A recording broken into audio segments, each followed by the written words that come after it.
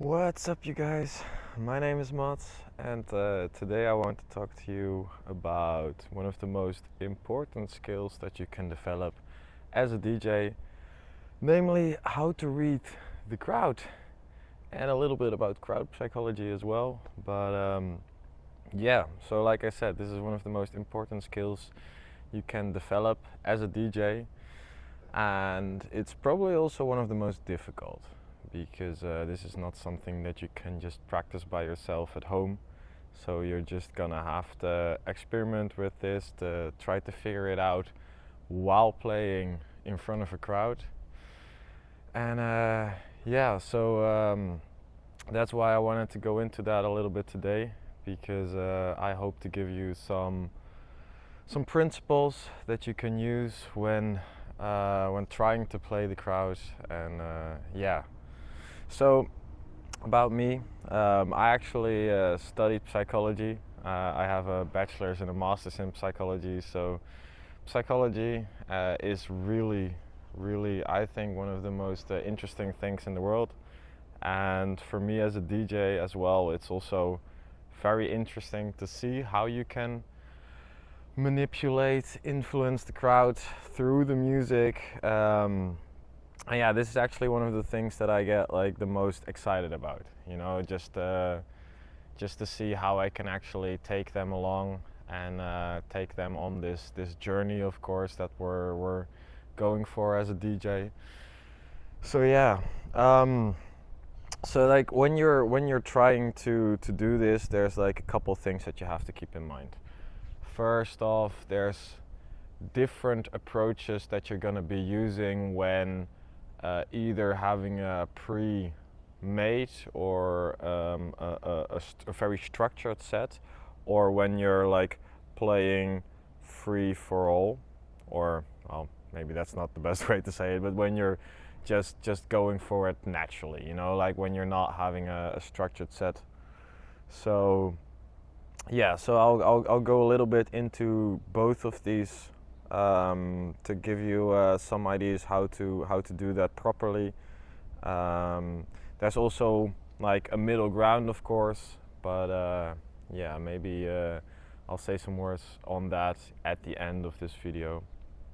Okay, so first off, when you're having a structured set, when you're having a structured set, usually either you have the track list completely figured out beforehand, so while you're preparing for your live set or your gig back at home,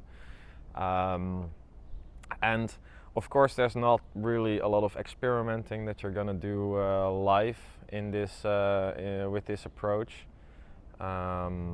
But there's still ways that you're gonna have to like get the crowd with you. And the way you structure your set, it's very important to have the right kind of ideas about this beforehand, because if you're just gonna go straight in, like with the hardest songs that you can find, then you'll be shooting yourself in the foot. And I don't think I have to explain this to most of the ones of you that already have been DJing, but like you're gonna have to start off like small, like a little bit low in the energy levels. Well, it depends a bit as well on how the people before you were playing, or what time your set is. Like if you're at one of the latest points in the night, then it's a little bit different, of course. Then if the guy before you has been playing very hard as well, then you can just go in a little bit higher. But the general idea is this: like you're gonna start off a little bit lower in the energy levels, just to get people to buy in. You're just gonna have to start off as well with some songs that are a little bit more quiet, a little bit less intense, just because you want to build up to something. I think that's the best way to phrase it.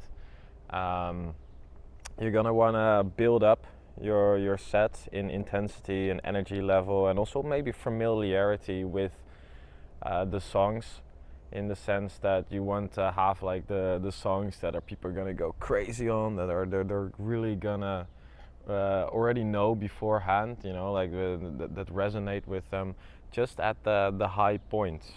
And yeah, that's why you're gonna want to start off like with a low energy level as well, with less familiar songs, because that's allows you to build up to this high point.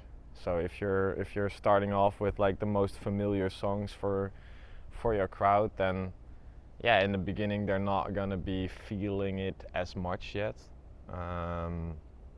So yeah, that's why you want to approach it like that.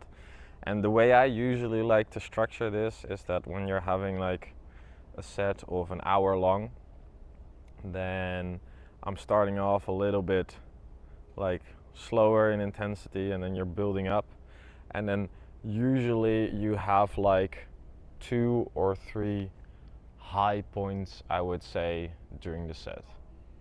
Yeah, the 2 or 3. It's also a bit depending on what kind of music you're playing, but that's the way I usually approach it.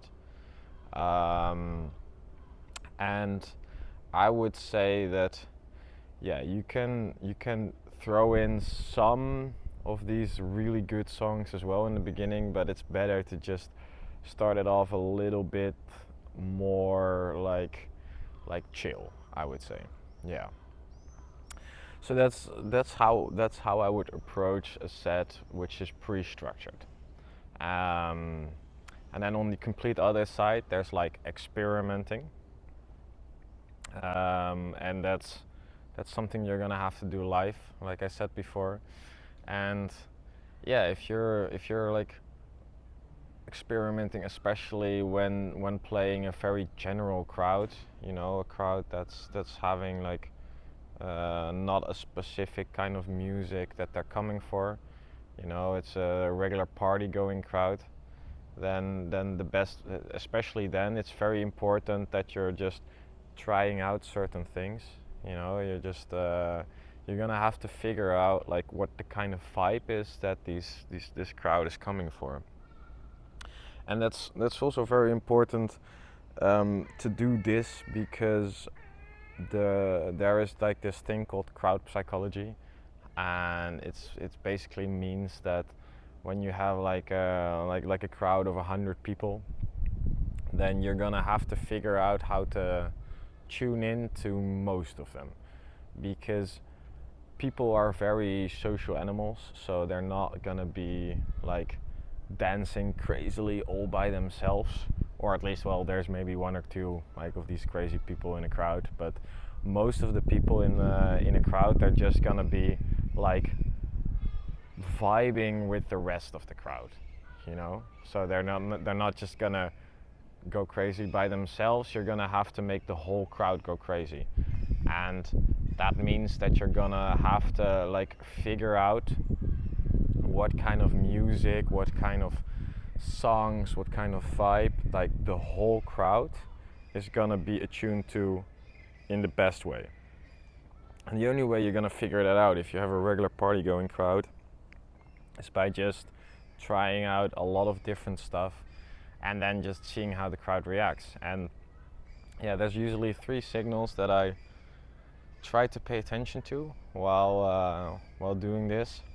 On the one hand, there's like the energy of the crowd, like the way it feels. There's like the movement of the crowd, how much people are moving as well. Like if people are moving a lot more, then they're just dancing more intensely, which usually means as well that they're enjoying the music a lot more. And then the third, I would say, is like the reaction that people have to certain songs. You know, especially when you're throwing in the bangers, or you know, like the familiar oldies, you know, the kind of songs that people have a response to. Then like measuring the intensity of that response is just a very, very good indication if you're on the right track. So yeah, but it's also a bit like depending, like I said, on what kind of crowd you're playing, because this is the general advice I would give to party general party going crowd, but like when you're playing a crowd that's only there for say hard techno or melodic techno or trance or whatever, it's you have to experiment a lot less. That's for sure. You're still gonna have to try to figure out like, okay, how can I get them to come with me? But yeah, it's a lot easier to do it like that, I think. It's also why if you want to develop this skill of knowing how to play a crowd, of knowing how to influence the crowd, of this experimenting, then the best way to really learn this is by just playing a regular party going crowd. So yeah, I think that's like a very important step in this process of becoming a DJ, that you're just, of course, you're probably gonna be specializing at some point, specializing into the kind of music that you really like, that you really enjoy playing, or that your audience, you know, your followers really want to hear. But in the beginning, it's just very good for your general DJ skills to be playing these general party going crowds. And yeah, of course, there's also ways to go sit in the middle a little bit. Like on the one hand, there's the very completely structured kind of sets, and then there's the very experimental kind of sets where you don't have any structure planned beforehand. But then when you're in the middle, you know, that's also possible. Although it's not as common, I would say, but it's definitely still possible. And the best way to approach that is to have like these structured mini sets, I would say. Like when you have like 3-4 songs that you know are gonna be really good to play together, and they're gonna be like amazing in their transition. And then you have just these mini sets, just a lot of them, and you can just generally like experiment as well a bit and just choose like, okay, what direction do I want to go? So that's more like sitting in the middle. Although, yeah, this is not something that I would really recommend you try to go after. In a way, like it's much better to come there naturally by having like a really big familiarity with your track list, and then at some point you're just gonna have like these familiar places to go to, you know, like when you're playing in one song that you know, oh yeah, I remember this song, that's gonna be really good to play after that. That's usually better than to have these structured packages of a couple songs.